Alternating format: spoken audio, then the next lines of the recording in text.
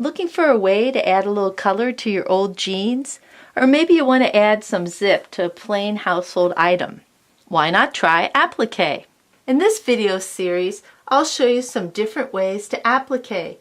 You pick which works best for your project, or you might want to try all of these methods. Raw edge applique is a great place to start. It's fast and easy. The only problem is you might some fraying along the edges. Fusible applique is also quick and easy. The fusible will help keep these edges from fraying, but over time you might end up with a ragged edge.